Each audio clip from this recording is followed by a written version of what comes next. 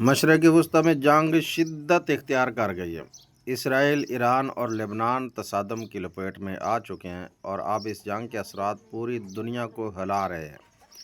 ناظرین، لبنان کے دارالحکومت بیرون میں اسرائیلی حملوں کے بعد رہائشی عمارتیں کھنڈر بن چکی ہیں، جبکہ تل ابیب میں ایرانی میزائل حملوں کے بعد لوگ ملبہ ہٹانے میں مصروف ہیں۔ ایران کے مختلف علاقوں میں بھی گھروں کے اندر تباہی کے مناظر دیکھنے کو ملے ہیں اور آسمان پر میزائلوں کی روشنی نے خوفناک منظر پیش کر دیا۔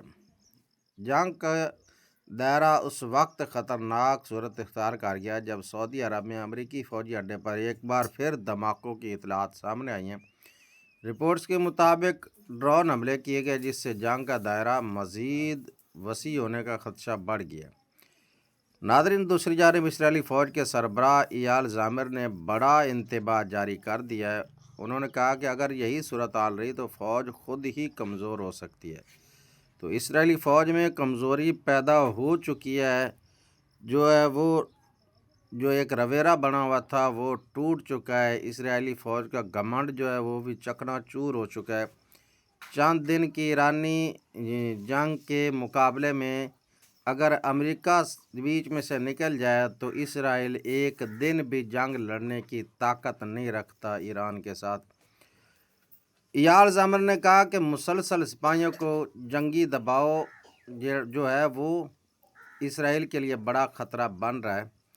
اپوزیشن لیڈر یار لیپڈ نے بھی حکومت کو شدید تنقید کا نشانہ بنایا ہے۔ یہ یار لیپڈ یہ اسرائیلی پارلیمنٹ میں اپوزیشن لیڈر ہے۔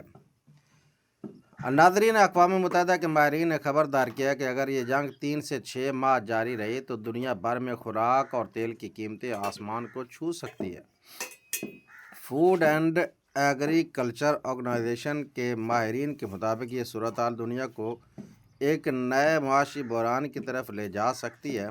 اسٹاک مارکیٹ اور تیل کی قیمتیں امریکی وہ دنیا کی بلند ترین سطح پر پہنچ چکی ہے۔ امریکی اسٹاک مارکیٹ بھی شدید دباؤ کا شکار ہے، جبکہ تیل کی قیمتیں $100 فی بیرل سے تجاوز کر چکی ہیں۔ ڈونلڈ ٹرمپ نے کہا کہ حالات جلد بہتر ہو سکتے ہیں، لیکن ماہرین اس سے اتفاق نہیں کرتے کہ ڈونلڈ ٹرمپ کی بات پر اب لگتا ہے دنیا میں کسی کو بھی اتفاق نہیں ہے، کیونکہ وہ صبح اور بیان داغتے ہیں اور شام کو اس کے برعکس اور داغتے ہیں۔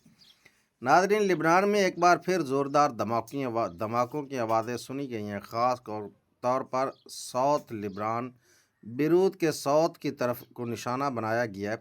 اسرائیل نے جنوبی لبنان میں زمینی کارروائی بھی شروع کر دی ہے، جس کا مقصد ایک دفاعی زون قائم کرنا بتایا جا رہا ہے، جبکہ دوسری جانب حزب اللہ نے بھی زمینی کارروائی میں تیزی کر دی ہے اور اسرائیلی فوج کے ساتھ وہ گریلا وار لڑنے کے لیے بالکل تیار ہے اور اس وقت لڑائی وہ زور و شور پر ہے۔ ناظرین، اسرائیل نے جنوبی لبنان میں زمینی کارروائی کے بعد جو اپنا مقصد ظاہر کیا ہے، اس کا مقصد ہے کہ ایک دفاعی زون قائم کرنا، یعنی کہ زمین پر قبضہ کرنا۔ عام سادہ لفظوں میں یہ قبضہ اس کے منہ کو لگ چکا ہے۔ جب تک اس کے منہ سے یہ قبضے کا لفظ نہ ہٹایا گیا تو یہ کسی کو چین سے نہیں بیٹھنے دے گا۔ یہ ایسا ایک سانڈ ہے جو پورے مڈل ایسٹ کی سیکورٹی کے لیے خطرہ ہے۔ ناظرین، مشرق وسطی کی یہ جنگ اب صرف چند ممالک تک محدود نہیں رہی، بلکہ پوری دنیا کے لیے خطرہ بنتی جا رہی ہے۔ اگر فوری جنگ بندی نہ ہوئی تو اس کے نتائج نہایت ہی تباہ کن ہو سکتے ہیں اور یہ پوری دنیا کے لیے کہیں بھی نیک شگن کی بات نہیں ہے۔ یہ جنگ صرف ایران، امریکہ اور اسرائیل تک محدود نہیں ہے۔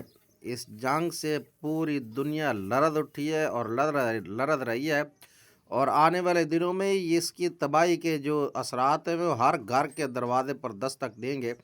اور اب جو صورتحال ہے کہ پوری دنیا میں پیٹرولیم مصنوعات کا بحران پیدا ہو چکا ہے۔ پاکستان، انڈیا سمیت تمام ممالک میں پیٹرول پمپس پر وہ لمبی لائنیں ہیں، اور اسٹاک مارکیٹیں وہ شدید مندی کا شکار ہیں، اور فلائٹس پروازیں وہ بالکل منسوخ ہو چکی ہیں یا منسوخ ہونے کے قریب ہیں۔